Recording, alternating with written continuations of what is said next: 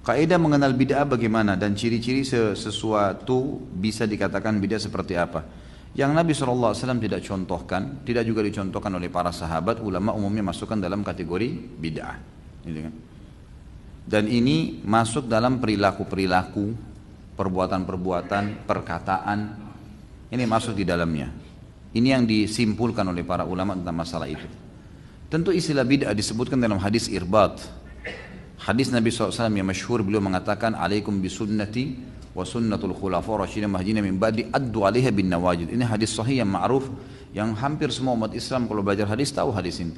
Kata Nabi SAW, berpegang pada sunnahku dan sunnah khulafa rasyidin setelahku, berpegang teguhnya walaupun dengan berpegang teguhlah pada keduanya walaupun dengan gigi geraham kalian. Lalu Nabi SAW berkata, wa iyyakum wa muhdatsatil umur, dan hati-hati dengan muhdatsat. Tahu muhdatsat itu apa? Hadatsa, ya, muhdats ini artinya sesuatu yang baru.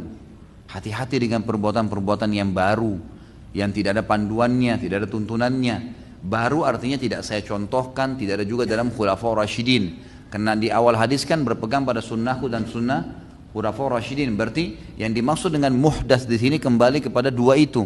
Berpegang teguhlah pada keduanya walaupun dengan gigi geraham kalian, dan hati-hati dengan muhdatsat, baru-baru yang tidak ada dalam sunnahku, tidak ada dalam sunnah khulafaur rasyidin, gitu kan? Fa inna kulla muhdatsin bid'ah, semua yang muhdatsa, yang tidak ada saya contohkan, tidak khulafaur rasyidin contohkan, maka dia adalah perbuatan bid'ah. Wa bid'atin dhalalah, dan perbuatan bid'ah itu artinya yang tidak saya contohkan, tidak khulafaur rasyidin contohkan, adalah bid'ah. Dan bid'ah itu akan membawa pelakunya pada kesesatan. Sesat maksudnya apa? Keliru melangkah, karena tidak ada panduan wahyunya, gitu kan? Wa inna dhalalan finnar, dan kesesatan akan membawa pelakunya ke dalam api neraka. Ini sabda Nabi SAW. Beliau menyampaikan masalah itu. Dari sini ulama simpulkan, sunnah sama bid'ah adalah dua hal yang berlawanan.